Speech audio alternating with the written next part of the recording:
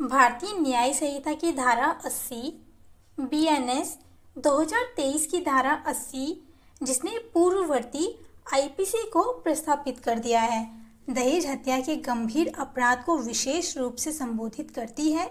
यह प्रावधान जो पहले आईपीसी की धारा 304 बी के अंतर्गत संहिताबद्ध था, महिलाओं के विरुद्ध दहेज संबंधी हिंसा की जघन्य प्रथा से निपटने के लिए विधायिका की निरंतर प्रतिबद्धता को दर्शाता है।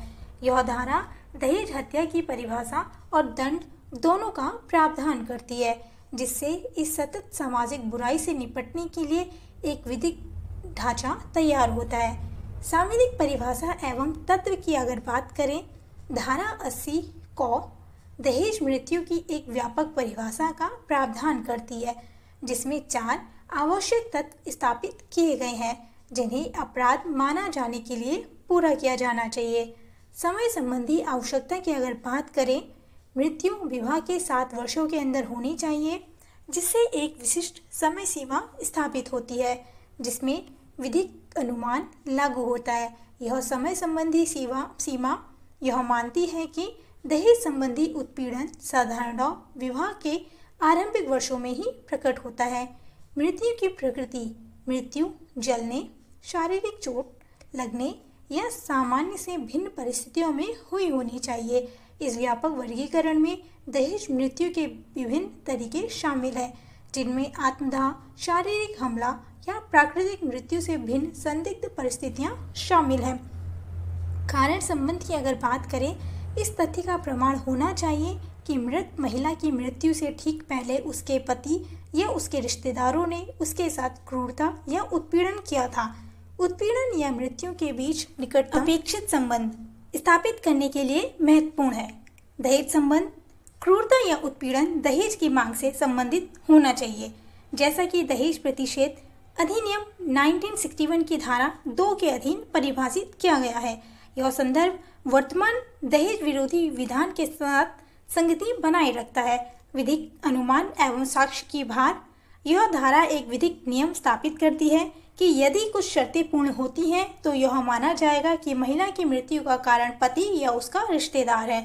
इसका अर्थ यह है कि अभियोजन पक्ष को बिना किसी संदेह के उनके अपराध को सिद्ध करने की बजाय यह सिद्ध करने का दायित्व अभियुक्त पर आ जाता है कि वे दोषी नहीं है।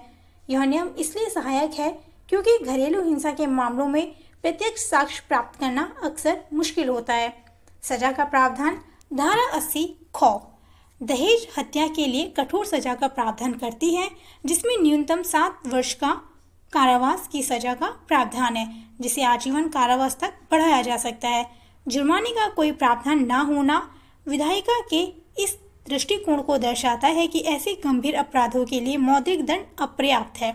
अनिवार्य न्यूनतम सजा यह सुनिश्चित करती है कि न्यायालय कम दंड नहीं दे सकती, जिससे यह एक निवारक के रूप में कार्य करता है।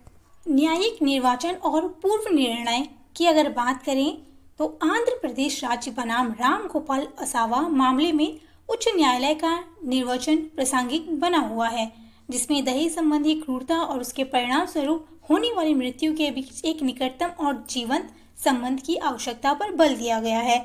न्यायालयों के लगातार यह माना है कि केवल दहेज की मांग ही पर्याप्त नहीं है। ऐसी मांगे और मृत्यु के बीच एक स्पष्ट संबंध आवश्यक होना चाहिए।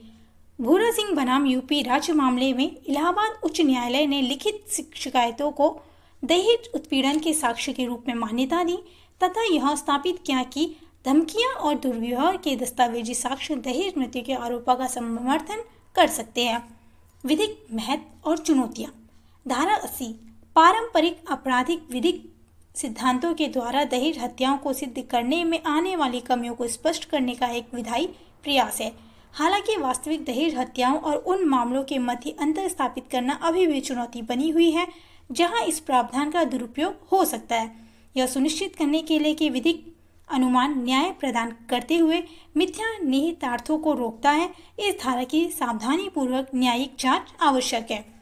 निष्कर्ष की अगर बात करें, दहेज हत्या पर भारतीय दंड संहिता की धारा 80 में पूर्व प्रावधान जैसा कि विधिक दृष्टिकोण अपनाया गया है, यह अपराध मुख्य तत्वों को यथावत रखती है तथा कड़ी सजा का प्रावधान करती है। इस धारा की सफलता उचित अन्वेषण, न्यायालयों द्वारा निष्पक्ष निर्वाचन और जन जागरूकता पर निर्भर करती है।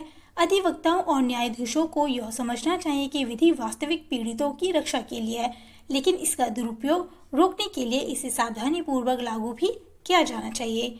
आई होप आपको मेरी जानकारी पसंद आई होगी। If you found it helpful then please make sure to like this video, share it with your friends and please don't forget to subscribe to my channel for more amazing content. मैं मिलती हूँ आपसे next video में एक नए topic के साथ। Till then, take care and keep learning. Thanks for watching.